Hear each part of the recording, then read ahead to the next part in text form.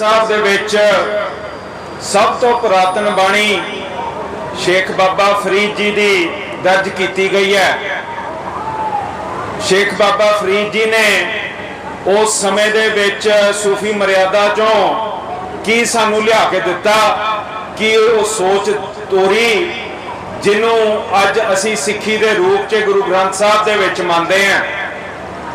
उत्थे शेख बाबा फरीद जी ने जिथे रब कुरान दे विच मिलदा सीगा, संस्कृत ते अरब भाषा च मिलदे सीगे, एक साधारण बंदे नूं पंजाबी दे विच रब नाल जोड़न दा यतन कीता। एक रब मनुखता नूं एक रब दे नाल जोड़िया।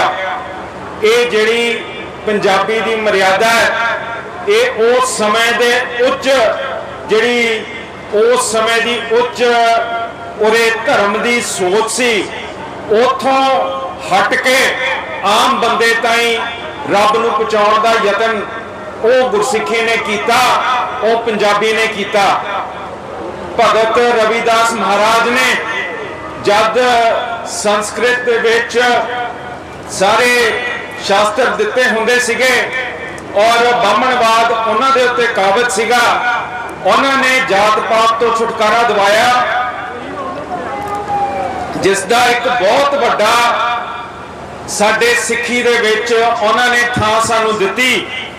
क्योंकि जिहड़ी उस समय दीयां स्मृतियां सीगियां, मानस धर्म स्मृति जिन्हों आपां मनु स्मृति कहने हैं, उहदे विच मनुख नूं वंड के सब तो नीवें सानू दिखाया सीगा। कहते सीगे उस शास्त्र के अधीन के शूद्र नूं सिर्फ तो सिर्फ होर उच्च जातियां की सेवा वास्ते बनाया गया। शूद्र नूं विद्या के नेड़े नहीं सी लगन दिंदे। कहते जिहड़ा भी कोई शूद्र नूं अपने वेदां तो पढ़ाऊगा, संस्कृत सिखाऊगा, वो शरदा च नहीं आ सकता हैगा। जेड़ा भी उन्होंने पढ़ाऊगा वो संबरता से जाऊगा, नरक से जाऊगा। कहते सीगे कि वो जिहड़ी थां जिहदे विच कोई राज दे विच शूद्र की सलाह लिती जाती है, उहदे विच किसी व्यक्ति नूं रहना नहीं चाहिए। जिहड़े राज दे विच शूद्र कानून दसदा है, वो जिवें दलदल दे विच गऊ फस के डुब जाती है, उदां वो राज डुब जाऊगा। वो कहते सीगे कि शूद्र नूं जिहड़ा कोई वेद सुणाउंदा हैगा, वो बिल्कुल शूद्र नूं जिन्ने पढ़ाया उहदे उत्ते बहुत सख्त उन्होंने हदायतां लाइयां सीगियां। कहते कि शूद्र नूं बिना जे कोई शूद्र गाल कढ़दा है उच्च जाति नूं, ओदी जीभ कट्टी जाऊगी। कहते सीगे कि जे कोई शूद्र किसी उच्च जाति नूं माड़ा आखदा हैगा, ओदे मूँह च तत्ते किल पाए जाने हैं। जिहड़ा शूद्र राज दे विच बोलदा है, ओदे मूँह च ते कंन च तत्ता तेल पाना चाहिदा हैगा। शूद्र दा कोई भी अपना धन हो नहीं सकदा। जे ब्राह्मण चाहे ओदा कोई भी धन लै सकदा हैगा, चाहे ओदी जनानी होवे। शूद्र दे कोई हक ही नहीं सी रखे। ये जिहड़ी हालात मनुखता दी ये मानस धर्म शास्त्र मनु स्मृति ने कीती, इहदे बरखिलाफ साडे सत्कारयोग भगत रविदास महाराज ने अपना जद प्रचार शुरू किया, उहदे नाल उन्हां ने रब ते मनुख नूं एक बनाया, एक रब निरंकार दे नाल जोड़िया और उहदे अधीन अज असी अपने गुरु ग्रंथ साहब दे विच भगत रविदास महाराज की बाणी पाउंदे हैं, सुनते हैं। असी बेगमपुरा चाहुंदे हैं साध संगत जी, जिहड़ी गुरु नानक साहब ने लड़ाई शुरू की, भगतां ने तोरी हुई सीगी, वो लड़ाई जात पात नूं खत्म करने वास्ते उन्होंने तुरी सीगी। इस सोच नूं मुख रखदे गुरु साहब ने ना जनेऊ पहनिया ते जद काली बैंचों निकले पहले वचन कीते, ना कोई हिंदू ना कोई मुसलमान, एक रब अधीन हरेक मनुख उन्होंने वचन किया। साध संगत जी, गुरु साहब की हदायत सी जात पात तो निकलना, एको लंगर च एको बाटे तो सानू प्रसादे छकण का हुक्म किया। उत्थे दूसरी पातशाही ने जिथे सानू संस्कृत के अधीन नेणे नहीं सी लगन दिंदे शास्त्रां दे कोल, उत्थे सानू गुरु ग्रंथ साहब दीआं पोथियां गुरमुखी दी लिपि दे नाल, शेख बाबा फरीद दी पंजाबी दे नाल सानू गुरु ग्रंथ साहब की स्थापना उदां कीती। जिथे साडे गुरु साहिबाना ने सानू नाम सिमरन नाल जोड़िया, जिथे सानू जात पात नाल हटाया, एक रब अधीन सानू मनुख बनाया, उत्थे जिथे पंचम पिता का समा आया, जिहड़ी उस समय की मुगल हुकूमत सी उसने साडे उत्ते वार शुरू करता। वो कहंदी सी कि कोई भी बंदा घोड़े ते सवार नहीं हो सकता, शस्त्र नहीं चक सकता, साडे अधीन गुलाम रहूगा। जे वधदी होई संगत गुरु अर्जन साहब दी उन्होंने दिखी, उन्होंने लाहौर बुला के तत्तियां तवियां ते बिठा के पहली शहादत गुरसिक्खी दी उत्थे गुरु अर्जन साहब दी साडी दिखाई देती। साध संगत जी, उस समय दे विच फिर गुरु हरगोबिंद पातशाह ने जिथे गुरु नानक साहब ने सानू नाम सिमरन रब नाल जोड़िया सी, जात पात तो कटिया सी, छेवें पिता ने सानू हुक्म किया कि जिहड़ा दुनियावी इहदे उत्ते हुकूमतां हैगियां वो जे जबर करदियां, जिहड़ा नानक साहब ने कहा सी बाबर तू है जाबर, उहदे बरखिलाफ असी अपना अकाल तख्त स्थापित करके हथियार भी चकते हैं, घोड़े भी लेंदे हैं ते टक्कर लेनी सीधी हुकूमतां नाल शुरू कीती। ये थोड़ा गुर इतिहास हैगा। वो टक्करां लेंदे होए आपां जाके अपने अकाल तख्त साहब इधर अनंतपुर साहब कन्नी उत्थे आपां ने जाके बसाते। गुरु हरराय साहब उत्थे सानू वातावरण च रहना सिखा गए। हरकृष्ण साहब ने दिल्ली जाके लोगों की सेवा जिवें कोविड च करी दी है, रोगां दे समय सानू सिखाया।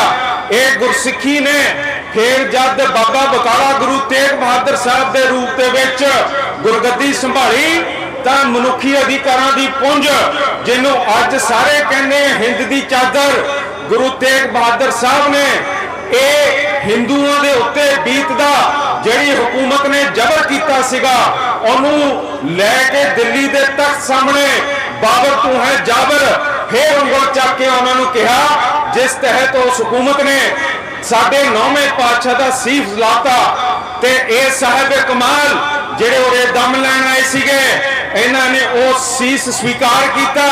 स्वीकार करके इन्हां ने अपने कौम का लक बन्निया ते थानू हदायत की कीती कि आओ इस दिन दे उत्ते विसाख दे उत्ते असी केसगढ़ साहब इकट्ठे होके आनंदपुर साहब की धरती दे उत्ते खंडे बाटे का पौन लेके उन्होंने आप जी दे नवे सुपुत्र थानू खालसा पंथ नू स्थापित किया। और उन्हों का निशाना की सी कि इत्थे राज करेगा खालसा, जिहड़ा खालसा स्थापित किया सीगा उन्होंने राज वास्ते बनाया। उन्होंने जंगां शुरू कीतियां, जंगां दे विच जिहड़े राजे हिंदू दे राजे उत्थे पहाड़ी सीगे उन्होंने कहा आओ साडे नाल जुड़ो। जिहड़ी हुकूमत ने थोड़ा घाण किया जम्मू कश्मीर च, जिन्हों ने मेरे पिता गुरु तेग बहादुर साहब का सीस वड्डिया, वो हुकूमत जबर करती है, उहदे अधीन मनुखता नहीं रह सकती हैगी, उहदे बरखिलाफ आपां हथियार चकीए ते वो हिंदू राजियां ने वो बामणवादी सोच नूं छड्डण दी थां हुक्म किया कि गुरु साहब असी थोड़े नाल तुरांगे पर असी थोड़े लंगर च शूद्रां दे नाल नहीं बैठांगे। ते ये बिल्कुल मंजूर नहीं सी। दसम पिता ने मना करता, उन्होंने जाके सूबे सरहद नाल मिल के साडे हरमन प्यारे गुरु गोबिंद सिंह महाराज उन्होंने साहिबजादे मातियां दे बरखिलाफ माता जी दे बरखिलाफ उत्थे जंग शुरू किया, जिस च 2 सपूत गुरु साहब ने अपने चमकौर साहब च गवाते, 2 फतेहगढ़ साहब च माता जी ते उत्थों फिर चमकौर साहब चों निकल के माछी वाले तो आके इधर मुक्तसर साहब तो आके इत्थे आके उन्होंने दम लिता, इत्थे गुरु ग्रंथ साहब का काम किया। इत्थे बैठ के जब संगतां ने उन्होंने पूछया कि गुरु साहब इन्ना कुछ थोड़े नाल बीतिया, इन्ना थोड़े दो साहिबजादे तुसी गवाते, माता जी गवाते, ते सारा कुछ तुसी देखदे हो, ते फिर तुसी की महसूस करदे हो? ते उन्होंने फिर की सानू कहा, कहंदे इन पुत्रन के शीश पर वार दिए सूत चार, चार मुए तो क्या हुआ, जीवत कई हजार। आप तुसी सिंघो जड़े बैठे हो, थोड़े आसरे और चढ़दी कला वाले सिंह ने, गुरु गोबिंद सिंह महाराज ने अपना मन डुलन नहीं दिता, क्योंकि उन्होंने उत्थे एक इहो जी स्थिति पैदा करती जिहदे विच खालसा तुरदा फिरदा इंसाफ के हक दे विच उन्होंने जमा के उहदे ते अपना सुकून मन्निया कि हाँ खालसा खड़ा है। ते वो खालसे ने फिर उन्होंने नीचे भी नहीं आउण दिता। बाबा बंदा सिंह बहादुर ने उत्थे जाके सरहद की इट नाल इट खड़का के उत्थे साडा पहला खालसा राज स्थापित किया, जिस खालसे राज ने जाके ਉਹ ਜ਼ਿਮੀਂਦਾਰਾਂ ਨੂੰ ਹੱਕ ਦਿੱਤਾ ਆਪਣੇ ਖੇਤ ਵਾਹੁਣ ਦਾ। ਜਦ ਤੁਸੀਂ ਦਿੱਲੀ ਜਾ ਕੇ ਬੈਠੇ ਹੋ, ਤੁਹਾਡੇ 'ਚ ਉਹ ਬਾਬਾ ਬੰਦਾ ਸਿੰਘ ਬਹਾਦਰ ਖਾਲਸੇ ਪੰਥ ਦੀ ਗੁਰੂ ਘਰ ਦੀ ਜਿਹੜੀ ਰੂਹ ਸੀ, ਉਹਨੇ ਮੁੜ ਤੁਹਾਡੀ ਦਿੱਲੀ ਨਾਲ ਟੱਕਰ ਲੈਣ ਦੀ ਤੁਹਾਡੇ ਵਿੱਚ ਹਿੰਮਤ ਪਾਈ, ਜਿਸ ਕਰਕੇ ਤੁਸੀਂ ਕਿਸਾਨ ਮੋਰਚਾ ਵੀ ਫਤਿਹ ਕਰਕੇ ਆਏ ਹੋ। ਇਹ ਇਸ ਖਾਲਸੇ ਸਥਾਪਨਾ ਦੀ ਦੇਣ ਹੈ। ਇਹ ਤੁਹਾਨੂੰ ਇਹ ਬਲ ਦਿੱਤਾ ਹੈਗਾ, ਇਹ ਬਲ ਦਿੱਤਾ ਹੈਗਾ ਕਿ ਤੁਸੀਂ ਜ਼ੁਲਮ ਦੇ ਬਰਖਲਾਫ ਖੜ ਕੇ ਆਪਣੇ ਹੱਕਾਂ ਤੇ ਪਹਿਰਾ ਦੇ ਸਕਦੇ ਹੋ। ਇਹ ਗੁਰਸਿੱਖੀ ਹੈ। ਤੇ ਸਾਧ ਸੰਗਤ ਜੀ, ਅੱਜ ਜੇ ਤੁਸੀਂ ਇਸ ਦੇਸ਼ ਦੇ ਵਿੱਚ ਕਹਿ ਦੋ, ਆਪਣੇ ਪੋਲੀਟੀਕਲ ਸਪੀਚ 'ਚ ਕਹਿ ਦੋ ਕਿ ਅਸੀਂ ਰਾਮ ਰਾਜ ਚਾਹੁੰਦੇ ਹਾਂ, ਤਾਂ ਤੁਹਾਨੂੰ ਕੋਈ ਨਹੀਂ ਫੜਦਾ ਹੈਗਾ। ਪਰ ਜੇ ਤੁਸੀਂ ਉਹ ਦਸਮ ਪਿਤਾ ਦੇ ਖਾਲਸੇ ਸਥਾਪਿਤ ਹੋਏ ਤੇ ਖਾਲਸੇ ਰਾਜ ਦੇ ਗੱਲ ਕਰਦੇ ਹੋ ਤੇ ਕਹਿੰਦੇ ਹੋ ਕਿ ਖਾਲਿਸਤਾਨ ਅਸੀਂ ਮੰਗਦੇ ਹਾਂ, ਫਿਰ ਇਹ ਟੁੱਟ ਤੁਹਾਨੂੰ ਪੈਂਦੇ ਆ। ਕਿਉਂ? ਕਿਉਂਕਿ ਇਹਨਾਂ ਦੇ ਵਿੱਚ, ਇਸ ਰਾਜ ਦੇ ਵਿੱਚ, ਇਸ ਹਿੰਦੂਤਵ ਰਾਸ਼ਟਰ ਦੇ ਵਿੱਚ, ਹਿੰਦੁਸਤਾਨ ਦੇ ਵਿੱਚ ਅੱਜ ਵੀ ਉਹ ਮੰਨੂ ਦੀ ਰੂਹ ਵੜੀ ਹੋਈ ਹੈ, ਜਿਹੜੇ ਤੁਹਾਡੇ ਉੱਤੇ ਬੇਕਸੂਰਾਂ ਦੇ ਉੱਤੇ ਉਹ ਮਾਰੇ ਕਾਨੂੰਨ ਲਾਗੂ ਕਰਦੀ ਹੈ, ਜਿਹੜੇ ਕਾਨੂੰਨਾਂ ਨਾਲ ਸ਼ੂਦਰ ਨੂੰ ਘੇਰਾ ਪਾ ਕੇ ਉਹਦੀ ਧਨ ਦੌਲਤ ਲਿੱਤੀ, ਜਿਵੇਂ ਉਹਦੀ ਜਨਾਨੀ ਫੜ ਕੇ ਉਹਦੇ ਨਾਲ ਅਤਿਆਚਾਰ ਕੀਤਾ, ਜਿਹਦੇ ਵਿੱਚ ਉਹਨੂੰ ਬੋਲਣ ਦਾ ਹੱਕ ਨਹੀਂ ਸੀਗਾ, ਜਿਹਦੇ ਵਿੱਚ ਉਹਦੇ ਮੂੰਹ 'ਚ ਕਿੱਲ ਪਾਉਂਦੇ ਸੀਗੇ, ਉਹਨਾਂ ਦੇ ਕੰਨਾਂ 'ਚ ਤੱਤਾ ਤੇਲ ਪਾਉਂਦੇ ਸੀਗੇ, ਤੇ ਮਨੁੱਖ ਤੋਂ ਵੱਖਰਾ ਕਰਕੇ ਉਹਨਾਂ ਨੂੰ ਸ਼ੂਦਰ ਬਣਾ ਕੇ ਤੁਸੀਂ ਇਸ ਇੱਥੇ ਉਹ ਮੰਨੂ ਨੇ ਸਥਾਪਿਤ ਕੀਤਾ ਸੀ।